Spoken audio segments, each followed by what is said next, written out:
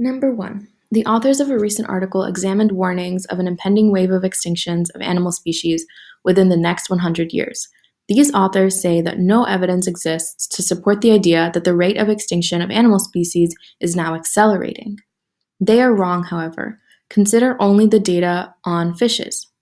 40 species and subspecies of North American fishes have vanished in the 20th century, 13 between 1900 and 1950, and 27 since 1950. Okay, the answer to which one of the following questions would contribute most to an evaluation of the argument. So for this question type, we're trying to evaluate the argument, right? So to best do that, we need to figure out what is the argument here. The argument is that they are wrong. The authors that say, hey, there's no evidence to support the idea that the rate of extinction of animal species is now increasing, those people, they're wrong, right? Whoever wrote this is saying there is evidence that exists to support that, the rate of extinctions of animal species is now increasing. More animals are now dying off than before. They're dying off faster than before. And to prove that, they say, look at this data on fish, right? Before, only this many fish died or became extinct, and now there's a higher number. Since 1950, there's a higher number of fish that became extinct. And so that's their evidence and that's their argument. They're wrong. These authors are wrong. Look at this data on fish. So we're trying to evaluate that argument. So whatever answer we pick, if we answer it a certain way, it should make the argument stronger. It should make it a really good argument. If we answer it in another way, it should make the argument weaker. It should make it a bad argument. So let's see.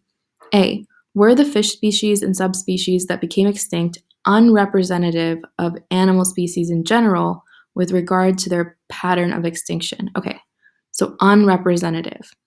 So they're asking, hey, were these fish species that became extinct, so that's this data on fishes that they're talking about here, is that data unrepresentative? Unrepresentative means, is that data different or unlike, not able to capture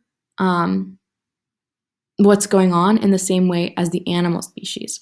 So if the fish species data was really different from how the animal species data looked, wouldn't it be really bad for them to use the data on fish as an example to say that, hey, this is how it's going for all animals? It would, right? And so A actually would be a really good answer, I think, because if you answer it one way, if you say, hey, the fish species were unrepresentative, then it would have been a really bad example for them to pick. This is a bad argument. It weakens the argument. If we say the fish species were representative of animal species in general, the fish species, hey, there's less of them, or there's more of them dying off now. And animal species, there's also more of them dying off now, then it would be a good example, and it would be a stronger argument, and we'd be strengthening the argument. So A seems really, really good to me, but let's look at B, C, D, and E. B, how numerous were the populations in 1950 of the species and subspecies of North American fishes that have become extinct since 1950? Okay, does it matter how many there were, of the individual fish, right? How many in the population? Not really, right? Because they're just talking about animals going extinct or not, or animals vanishing or not, right? They're not talking about how many individual fish there are in each species. And so if there were a lot of fish in the population, and they died out, versus if there were only a few fish in the population and they died out, it wouldn't really make a difference for this argument, right? Because they never talk about the individual fish in each species. So if there's more fish in a certain species or less fish in a certain species, it wouldn't make a difference, right? And so B would not be a good answer for that reason. C, did any of the species or subspecies of North American fishes that became extinct in the 20th century originate in regions outside of North America? So does it matter if they came from outside of North America?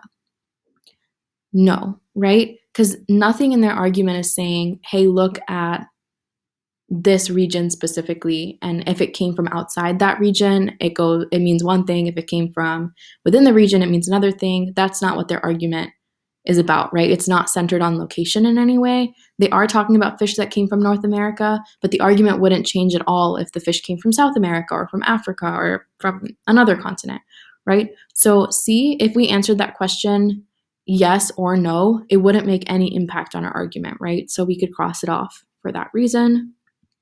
D, what proportion of North American fish species and subspecies whose populations were endangered in 1950 are now thriving?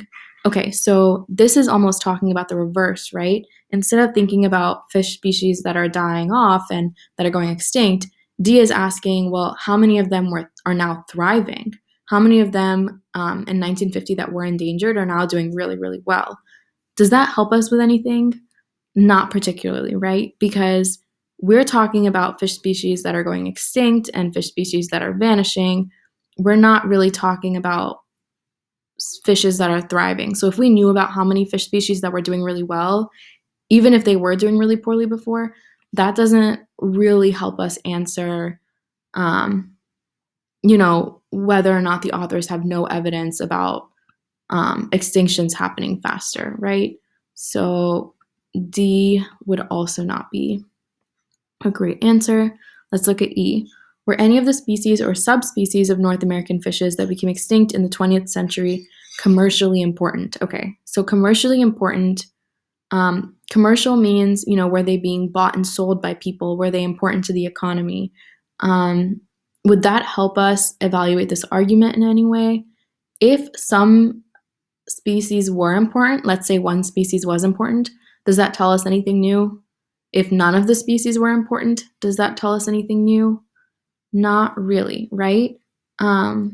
If whether or not the species were important due to fishing or due to other commercial reasons, it doesn't really matter because we're just focusing on whether they went extinct or not, right? Have more species gone extinct faster now than before? That's all we're concerned about. So whether or not people are fishing them, whether or not people are selling these fish, or however they're commercially important, it doesn't really matter to the argument, right? So we can also cross out E for that reason, and our answer would definitely be A here.